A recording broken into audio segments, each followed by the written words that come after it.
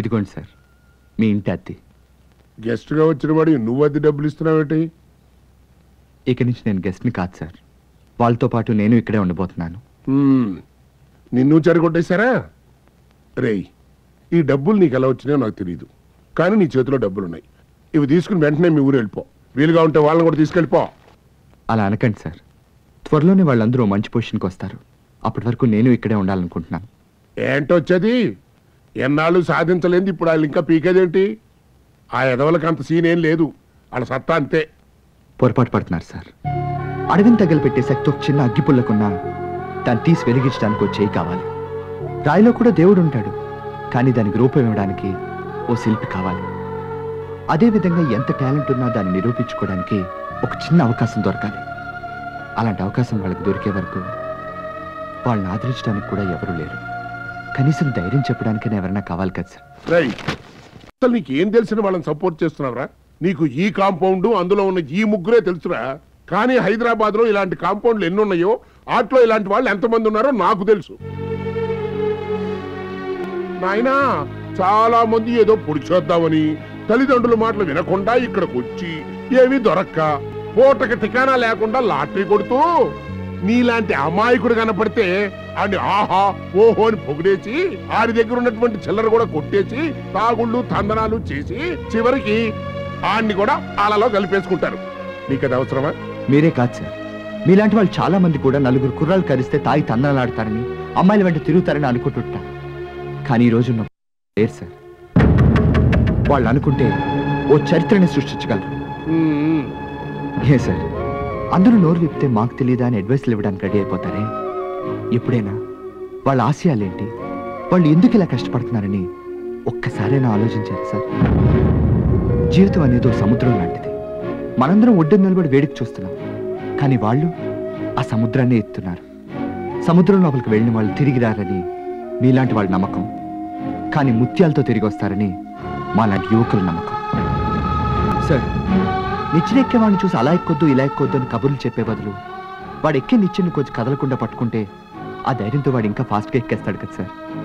ఆ చిన్న సహాయం నేను ఇప్పుడు చేయబోతున్నాను. చెయ్యవయ్యా, చెయ్యి. వాళ్ళు ఎలాగో పాడైపోయారు, కనీసం నువ్వన్నా బాగుపడతావని నీకు ఈ సలహా ఇచ్చాను. కాదు నేను కూడా అలాగనే తయారవుతాను అన్నావు అనుకో, నేను నిన్ను ఆపగలనా? నీ ఇష్టం. నాకు కావాల్సింది అద్దయ్యా, అది ఎవడిస్తే నాకేంటి? నువ్వైనా ఇక నుంచి సరిగ్గా తెచ్చిస్తావా? ఎందుకు అడుగుతున్నానంటే ఇప్పటిదాకా ముగ్గురు కలిసి ఉంటేనే అంతంత మాత్రంగా ఉంది, నాలుగోడి కలుస్తున్నావు, మరేంటో. ఖచ్చితంగా మేము చెడిపోం సార్, తప్పకుండా సాధిస్తాం. చూద్దాం. చూస్తారుగా. ఉంటాను.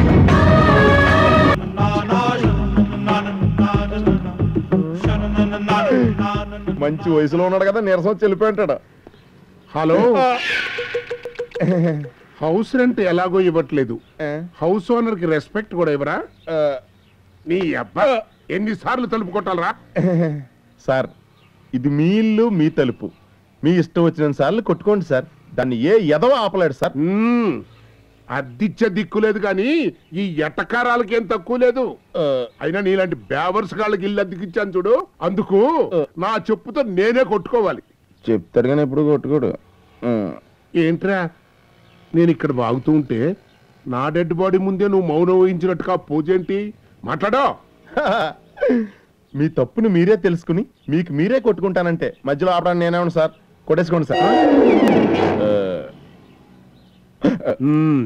ఈ సొల్లుకేవచ్చు కానీ నాకు తెలిసిన కుర్రోడు ఒకడు వస్తాడు, ఓ 3 రోజులు మీ రూమ్ లోనే ఉంటాడు, సర్దుకోండి. సారీ, అడ్డమైన వాళ్ళతో మేము కలిసి ఉండడం. Thank you. అయితే ఆడే ఇక్కడ ఉంటాడు, మీరు ఖాళీ చేయండి. కుదరదు అని చెప్పాను నేనేమండి సార్, ఇది మీ ఇల్లు, మీ ఇష్టం, రమ్మనండి సార్. అలా రండి దారికి అని పంపిస్తున్నాను. Young achievers felicitation.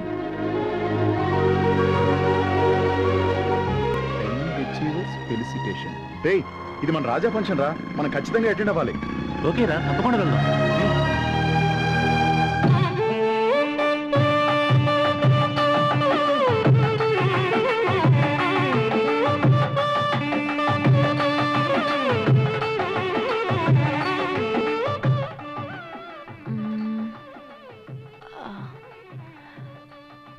Everything okay. Only mala balance. ఏంటి పెళ్లి కూతురా ఇంకా రెడీ అవ్వలేదా? కొంచెం ఉండు రాజేష్, ప్రోగ్రామ్ చూసేసి వెళ్దాం. నేను ఇది చూడడానికి వచ్చాను. గుడ్, ఇప్పుడు పెళ్లి కూతురులో ఉన్నాం. సూపర్. నిజాం గ్రౌండ్స్ లో జరుగుతున్న యంగ్ అచీవర్స్ అవార్డ్ ఫంక్షన్ ప్రత్యక్ష ప్రసారం ఇప్పుడు మీరు చూడబోతున్నారు.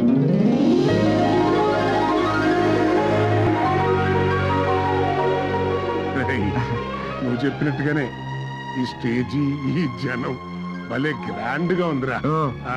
ఈ అవార్డ్ ప్రదానోత్సవానికి విచ్చేసిన మీ అందరికీ స్వాగతం, సుస్వాగతం. ఇప్పుడు ఆ యువ సాధకులను వేదిక మీదకి రావాల్సిందిగా హృదయపూర్వకంగా ఆహ్వానిస్తున్నాము. రే గణేష్, నీ ఫ్రెండ్స్ ని స్టేజ్ మీదకి పిలిచి మాట్లాడమంటారు. సిగ్గుపడి నేను మాట్లాడను అని మాత్రం అనుకోక. ఏంటి? అయ్యో, నాకు అవన్నీ ఎందుకు సార్? ఏంట్రా అట పిచ్చోళ్ళగా మాట్లాడతావు? అటు చూడు, చూడటానికి వచ్చిన వాళ్ళే కాలు మీద కాలు వేసుకుని దర్జా కూర్చొని ఉన్నారు. నువ్వేంటి నాకెందుకండి ఇవన్నీ అంట? ఈ స్టేజ్ ఎక్కి మాట్లాడే అర్హత నీకు కాక ఇంకెవరికి చెప్పు. నువ్వు ఆ స్టేజ్ ఎక్కి మాట్లాడాలి, నేను చూడాలి. Here they come. Please give them a big hand.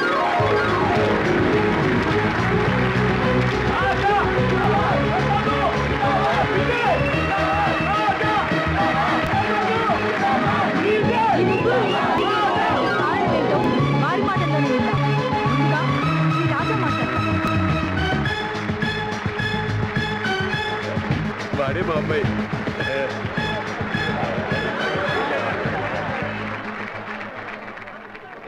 మీరందరూ మా మీద చూపిస్తున్న ఆదరాభిమానాలకు మా హృదయపూర్వక కృతజ్ఞతలు. ఈ సన్మానాలు సత్కారాలు చూస్తుంటే మాకు చాలా సంతోషంగా ఉంది. కానీ వాస్తవానికి ఈ సన్మానాలు అభినందనలు చెందాల్సింది మాకు కాదు. విజయం సాధించిన ప్రతి వ్యక్తి వెనుక ఒక గొప్ప శక్తి ఉంటుందంటారు. మా విజయం వెనక కూడా అటువంటి ఒక శక్తి ఉంది. ఆ శక్తి మాలోని ప్రతిభను గుర్తించి మీరు తప్పకుండా గొప్ప స్థాయికి వస్తారని చెప్పి ప్రతి నిమిషం మమ్మల్ని ప్రోత్సహించింది, ఉత్సాహపరిచింది, ఈరోజు ఈ స్టేజ్ వరకు తీసుకొచ్చింది. ఆ శక్తి వేరెవరో కాదు,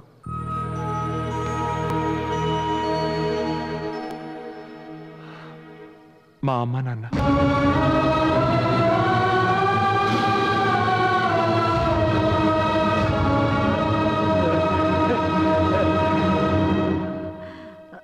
అవును, వాళ్లే లేకుంటే మేము ఈ స్థాయికి వచ్చేవాళ్లమే కాదు. కాబట్టి ఈ పురస్కారాన్ని వాళ్ల చేతుల మీదుగా అందుకోవాలని ఆశిస్తున్నాం.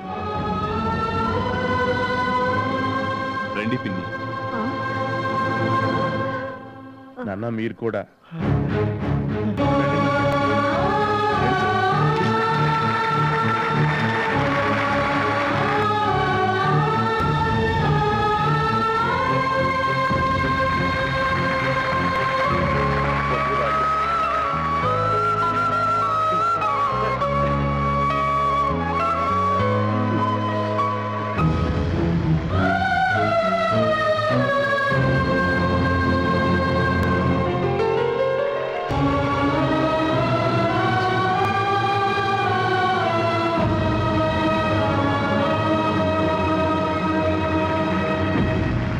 ఏంటంజలి ఇది? ఇప్పుడు గౌరవనీయులైన కలెక్టర్ శ్రీ ప్రసాద్ గారిని మాట్లాడాల్సిందిగా కోరుతున్నాము.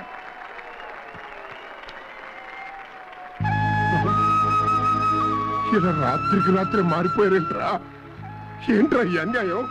రేయ్, నీకు చెబుతూనే ఉన్నాను, ఎప్పటికైనా వీళ్ళు నిన్ను నడి రోడ్డు మీద నిలబెడతారు అని. నిలబెట్టేశారు, అయిపోయింది కదా. ఇంకెక్కడ మనం ఒక్క క్షణం కూడా ఉండటానికి లేదు. పోదాం పదా. సార్, ఎందుకు సార్ కంగారు పడుతున్నారు? ఇప్పుడు ఏం జరిగిపోయిందని? ఎంతకంటే ఏం జరగాలరా? ఓర్పు వహించడానికి నువ్వు మహాత్ముడు కావచ్చు, నేను కాదు. వెళదాం రా. రా సార్. ఏంటయ్యా ఫంక్షన్ జరిగే చోటుకొచ్చి గొడవ చేస్తున్నారు? చూడాలనుకుంటే నిలబడి మర్యాదగా చూడండి, లేదా బయటకు వెళ్ళిపోండి. వెళ్ళండి. దోసేవయ్యా, మమ్మల్ని దోసేయి. చూసావుంట్రా, మనకు జరిగిన మర్యాద చూసావు కదా. అది కాదు సార్. ఇదిగో, ఇంకొక క్షణం గనక నేను ఇక్కడ ఉన్నానంటే నేను హంతకుడుగా మారిపోతాను. సార్ ప్లీజ్ వెళ్దారా? సార్, సార్ వద్దు. Please sir. ఏం సార్, మాట్లాడు? నేను చెప్పేది. ఏమిట్రా నువ్వు చేసిన పని? అసలు ఏమిట్రా నీ ఉద్దేశం? త్యాగానికి కూడా ఒక హద్దు ఉండాలి. నీ రక్తాన్ని చెమటగా మార్చి కష్టపడి ఈ హోటల్ పెట్టుకుని దాని మీదే బతుకుతున్నావు. అది కాస్త అమ్మేసి వాళ్ళకి ఇచ్చేస్తే తర్వాత నీకంటూ ఏముంటుందిరా? నాకంటూ నా ఫ్రెండ్స్ ఉన్నారు, దానికంటే ఇంకేం కావాలి సార్? రే, నా మనసుకు తోచింది చెప్తున్నాను రా. ఈ లోకంలో ఎవ్వరినీ నమ్మలేము. లేదు సార్, మనం మనసులో ఏమనుకుంటామో అదే జరుగుతుంది. మంచి అనుకుంటే మంచే జరుగుతుంది. అలా అని మనం అనుకుంటే సరిపోద్దా? అయినా చూడడానికి మంచివాడు ఎవడున్నాడు ఇవాళ? చూడలేము సార్, ఎందుకంటే అందరూ మంచి వాళ్ళని చూడాలని అనుకుంటున్నారే తప్ప ఎవరు మంచివాళ్ళుగా ఉండాలని అనుకోవట్లేదు.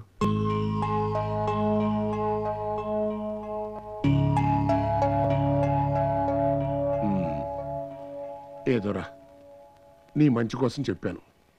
సరే, నీ ఇష్టం వచ్చినట్టే చేసుకో.